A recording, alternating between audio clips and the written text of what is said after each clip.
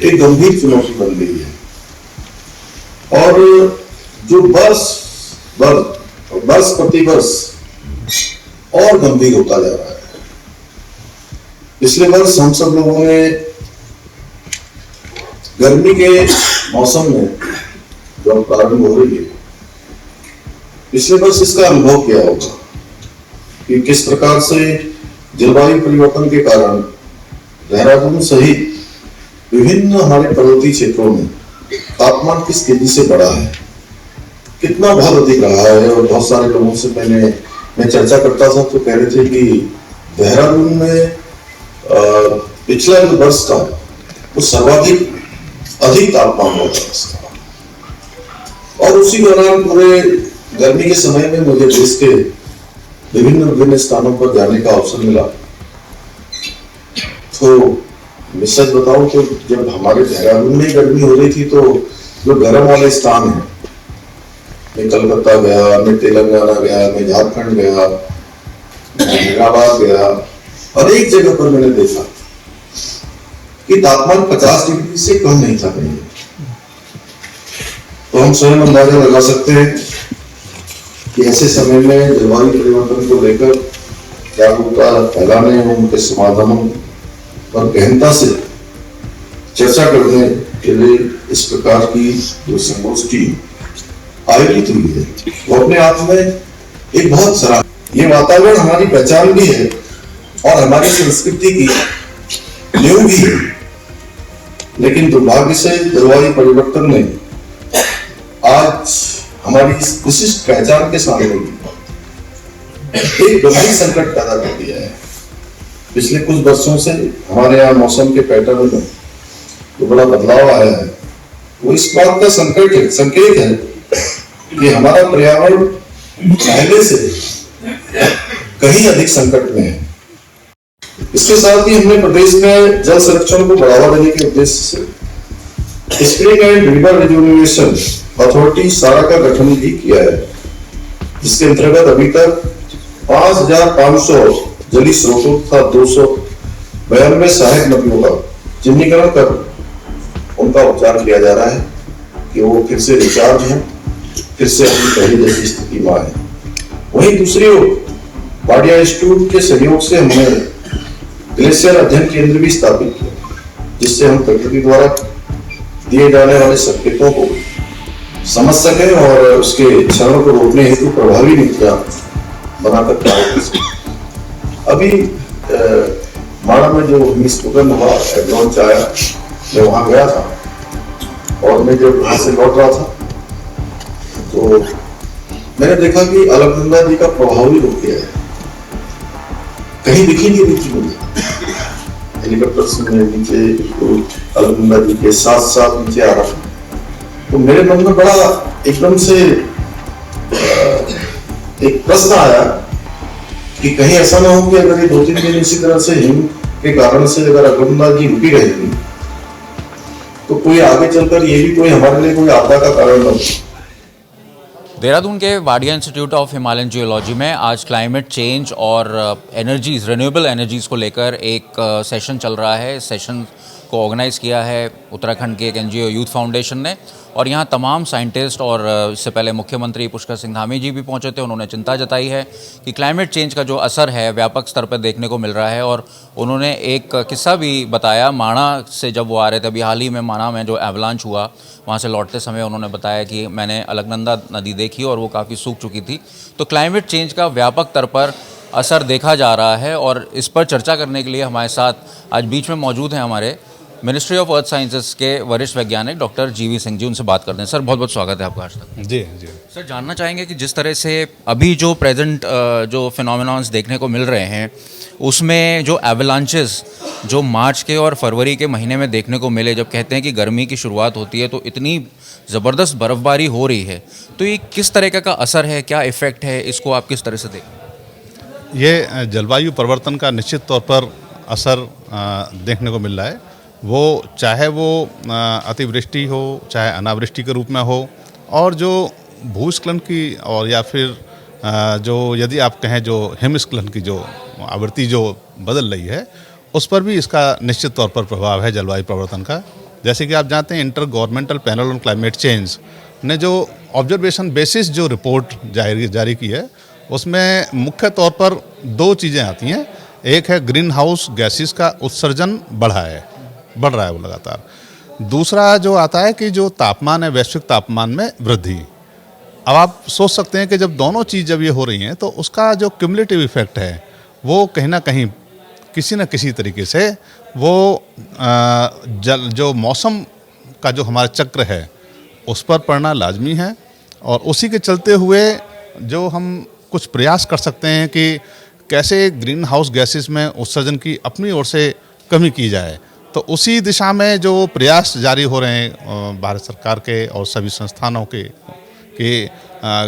Green energy production, geothermal energy भी उसका भाग है, सौर ऊर्जा, विंड मिल, तो ये सभी के चलते हुए जो एक वही है कि किसी तरह से हम लोग ग्रीन एनर्जी प्रोड्यूस अधिक से अधिक करें और ग्रीन हाउस गैसेस की, जिससे कि हम लोग मात्रा कंट्रोल रख सकें कुछ काफ़ी हद तक। देखा जाए तो उत्तराखंड एक टूरिस्ट स्टेट है और यहाँ पर भी गाड़ियों की जो ट्रैफिक की जो व्यवस्था है वो लगातार बढ़ती जा रही है। रोड चौड़ी हो रही हैं, ट्रैफिक का दबाव बढ़ रहा है। चार धाम अभी शुरू होने वाला है तो उसमें भी जो ट्रैफिक की जो व्यवस्था है उसको भी और बढ़ाया जा रहा है, बेहतर किया जा रहा है। इससे ज़्यादा से ज़्यादा लोग गाड़ी से ही सीधा केदारनाथ के जो सबसे नज़दीकी पॉइंट है वहाँ तक पहुँचने की कोशिश करते हैं। तो इसका कितना असर पड़ता है जो जलवायु परिवर्तन हो रहा है, और इसको रोकने के लिए क्या कारगर उपाय हो सकते हैं? देखिए, ये एक विषय, एक संवेदनशील विषय आप कह सकते हैं। और जैसे कि माननीय मुख्यमंत्री जी ने अभी अपने उद्बोधन में कहा कि उनकी जो अपील है कि जब भी कहीं हम स्पिरिचुअल प्लेस में जाएं, धार्मिक प्लेस में जाएं, तो उसके कुछ पुराने नियम हम याद करें जो अपने पूर्वजों ने कहे थे कि हम उसी धारणा के साथ में वहाँ पर जाएं। और ये भी लेकर के चलें। उन्होंने एक और कहा कि वहाँ पर जैसे प्लास्टिक का हम प्रयोग ना करें। दूसरा, जिन स्थानों पर जा रहे हैं उसको हम उसकी एक गरिमा और उसके जैसे हमारी वो स्वयं की जिम्मेदारी भी है, क्योंकि धार्मिक यात्रा है तो हम धर्म का पालन करते हुए वहाँ पर जाएं जो हमारे पूर्वज ने बनाए, तो उससे काफ़ी कुछ समस्याएं हल होंगी। तो ये एक इनडायरेक्ट तरीका एक होगा जिसमें कि सभी को समाहित करते हुए ही इस तरह की समस्या का समाधान किया जाता है। तो और हमारे जो निश्चित तौर पर जो हमारे ना ही पॉलिसी मेकर्स बल्कि जो हमारा प्रशासन है, उसके अलावा जो हमारे जो लोग जो आते हैं, जो जनता है, जिस तरह की जो अपील की गई है वो स्वयं भी बहुत जागरूक हैं। आई एम श्योर कि इसका इम्पैक्ट बहुत पड़ेगा और लोग बाग स्वयं अपनी जिम्मेदारी समझते हैं। उसका जिस तरह से पहाड़ी क्षेत्रों में जब ये व्हीकल्स वगैरह बढ़ते हैं, ट्रैफिक मूवमेंट बढ़ता है, तो इसका असर क्लाइमेट चेंज पे पड़ता है। जाहिर तौर पर यदि आपका ट्रैफिक बढ़ता है तो उसका व्हीकुलर पॉल्यूशन पर तो इफेक्ट पड़ता है, उसमें कोई दो राय नहीं। सर, फॉरेस्ट फायर एक बड़ा चैलेंज है उत्तराखंड के लिए, और अभी जो हाल ही में वन मंत्री FRI आए थे फॉरेस्ट रिसर्च इंस्टीट्यूट में, उन्होंने जो फॉरेस्ट सर्वे रिपोर्ट भी 2023 की जारी की थी, उसमें सबसे ज़्यादा इंस्टेंसेस उत्तराखंड के जो हैं वो बताए गए थे फॉरेस्ट फायर। तो ये फॉरेस्ट फायर को हर साल चर्चा होती है, आज भी एक बड़ा मुद्दा है जो इस सेशन में भी चर्चा हो रहा है, आप उसका हिस्सा हैं। तो कैसे देखते हैं ये, कैसे जो कारगर है वो हो पाएगी पॉलिसीज? लोगों को जोड़ने की बात की जा रही है, तमाम तरीके की बात की जा रही है, किट्स को एडवांस करने की बात की है, प्रोटेक्शन की बात की जा रही है, लेकिन जो बेसिक एक चीज़ होती है वो आप क्या उसको बतौर वैज्ञानिक देखते हैं कि ये बेसिक काम हमने अगर कर दिया तो फॉरेस्ट फायर में बहुत हद तक कमी आ जाएगी? ये एक इसमें दोनों तरह की भूमिका चाहिए है। सरकार के अलावा एक जो जन सामान्य की जो भूमिका है, वहाँ के जो लोकल्स हैं, उनकी बहुत इम्पोर्टेंट भूमिका होगी इसमें। और जैसे कि अभी यहाँ बताया माननीय वन मंत्री जी ने बताया कि माननीय मुख्यमंत्री जी ने, सरकार ने यहाँ पर 2 रुपये से बढ़ा करके 10 रुपये रेट कर दिया है जो वेस्ट है, जंगल वेस्ट का, फिरवल का। तो वो एक, और लोग बाग फिर उसको उपयोगी पा रहे हैं, ठीक है, उसको कलेक्ट करके कहीं संस्था में देंगे, उससे फिर वो फर्दर प्रोसेस करके उससे कोलाई बनाया जा रहा है और उसको यूज़ किया जा रहा है। तो उसमें दोनों एंगल हो गए। ये एक प्रैक्टिकल मॉडल कह सकते हैं आप इसको, कि जो वेस्ट जो कि एक मुख्य कारक बन जाता है कई बार थोड़ी सी मानवीय भूल के चलते हुए या प्राकृतिक किसी समस्या के चलते हुए, जो कि 5% होती है प्राकृतिक केवल, इसमें जो मालूम पड़ा, अदरवाइज लगभग 90% से अधिक मानवीय जनित होती हैं घटनाएं कई बार। वो जाने अनजाने में कुछ छोटी सी चीज़ होती है वो भड़क जाती है ज़्यादा, तो उसमें जब वहाँ से वो रेजिड्यू और वेस्ट वहाँ से हटेगा मीनिंगफुल वो में, तो उससे निश्चित तौर पर कमी आएगी इस तरह की चीज़ में। और दूसरा और बताना चाहूँगा मैं कि हमको अब समय है कि हम लोग जो भी हमारी जो तकनीकी जानकारियाँ हैं या सलाह हैं उसको हम लोग अच्छी तरह से प्रयोग करें, और इस मामले में आपका सहयोग बहुत इम्पोर्टेंट होता है मीडिया का। जैसे कि अभी मौसम की जानकारियाँ हों, चाहे ओशन स्टेट की जानकारी है, ओशन अवस्था की, वो सारी काफ़ी हद तक अब वो इम्प्रूव्ड हैं और लोग उसका यूज़ कर रहे हैं। उसके चलते हुए कह सकते हैं कि आप चाहे वो स्मार्ट फार्मिंग हो, चाहे वो स्मार्ट ऑपरेशंस हो किसी भी क्षेत्र में, तो उसके चलते हुए भी काफ़ी जो समय की बचत हो सकती है और वेस्ट भी बच सकता है, चाहे वो एनर्जी का हो, चाहे हमारे रिसोर्सेज का हो। तो वो सब हम उस दिशा की तरफ को ये काम चला। आज जो संगोष्ठी हो रही है ये, इन पर और भी गहन मंथन होगा, क्योंकि इसमें विभिन्न विभागों के विशेषज्ञ आए हुए हैं और साथ में जो जन प्रतिनिधि और जो काफ़ी जो स्वयंसेवी हैं वो भी इसमें आए हुए हैं। तो एक अच्छा एक इसमें विचार इसमें आने की उम्मीद है। जो आउटकम होगा वो निश्चित तौर पर एक दिशा देने वाला हो सकता है। सर, आखिरी सवाल आपसे लेंगे। अर्थक्वेक आप जानते हैं कि बहुत ही ज़्यादा इस समय चर्चा वाला विषय है, क्योंकि बीते दिनों में नेपाल में अर्थक्वेक देखने को मिला, दिल्ली में देखने को मिला, जिसका एपिसेंटर भी दिल्ली में ही था, और लोगों को चिंता हुई कि वाकई में जब अर्थक्वेक आता है तो जो ऊंचे ऊंचे इमारतों में रहते हैं उनकी क्या स्थिति होती है, किस तरह से बच सकते हैं। क्या आने वाले भविष्य में या नज़दीकी भविष्य में केंद्र सरकार और राज्य सरकारों द्वारा कोई ऐसे कदम या टेक्नोलॉजी पर आप काम कर रहे हैं जिससे बहुत हद तक जो है वार्निंग्स हमको मिल सकेंगी, या बहुत हद तक जो है अवेयरनेस के अगर ज़रिए से देखें तो ज़्यादा से ज़्यादा जान बच सकेंगी और डिस्ट्रक्शन बच सकेगा? बिल्कुल, पृथ्वी विज्ञान मंत्रालय इस दिशा में जो कार्य कर रहा है, मंत्रालय का विभाग है नेशनल सेंटर फॉर सीस्मोलॉजी, जो एक राष्ट्रीय भूकंप केंद्र दिल्ली में है, वो इस दिशा में काफ़ी काम कर रहा है। हमारे बाकी संस्थान भी जो रिसर्च संस्थान है वो भी काम कर रहे हैं। मैं आपको बताना चाहूँगा कि आज की डेट में हमारे भारतवर्ष में 166 सीस्मोलॉजिकल ऑब्जर्वेटरीज हैं। नेटवर्क एक अच्छा समृद्ध नेटवर्क है, हालांकि उसमें और बढ़ोतरी की जरूरत है, लेकिन जो अभी है वो उससे हम लोग सटीक जानकारी अभी मिल रही है हम लोगों को। और मैं बताना चाहूँगा कि लेस देन 30 सेकेंड्स में इंफॉर्मेशन मिल जाती है। जहाँ तक पूर्वानुमान का सवाल है, अर्ली वार्निंग, आपने सही कहा कि अर्ली वार्निंग की दिशा में हम लोग, चूँकि जो सेकेंडरी वेव होती है वो ज़्यादा एक विनाशकारी मानी जाती है।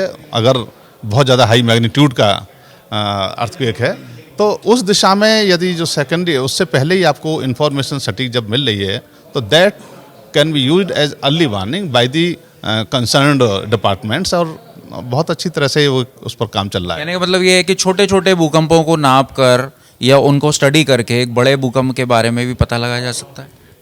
नहीं, ये नहीं, अब इसमें ऐसा नहीं कह सकते, लेकिन यह है कि जो जैसे आपने बताया कि जैसे दो वेव हो, पहले एक वेव आई, वो मेजरमेंट हो गई, उसके बाद में जो एक होता है सेकेंडरी वेव उसके बाद में आती है, जो कि कई बार नुकसान अधिक पहुंचाती है। तो सेकेंडरी वेव का आप एक अंदाज लगा सकते हैं कि जब प्राइमरी वेव अभी आई है तो उसका जो एक माप जो होगा जैसे देंगे, तो उसके चलते हुए फिर बाकी जो जैसे हैं संस्थान, संबंधित संस्थान, वो संज्ञान में लेते हुए फिर वो कार्रवाई कर सकते हैं। इस तरह से है उसमें। बहुत बहुत धन्यवाद। हमारे साथ डॉक्टर जीवी सिंह काफ़ी महत्वपूर्ण जानकारी दी है अर्थक्वेक्स को लेकर, फॉरेस्ट फायर को लेकर, अर्थक्वेक्स के बारे में जो वेव्स की स्टडी करने की ज़रूरत है उस पर भारत सरकार जो है लगातार काम कर रही है। और क्लाइमेट चेंज के बारे में आज यहाँ सेशन में डॉक्टर जेवी सिंह पहुँचे हैं और लगातार जो चर्चा हो रही है वो क्लाइमेट चेंज के इम्पैक्ट को और फ्यूचर इफ़ेक्ट्स को रोकने पर, इसका कोई ना कोई कारगर उपाय निकालने पर आगे समाधान निकाला जाएगा। देहरादून से अंकित शर्मा, आज तक।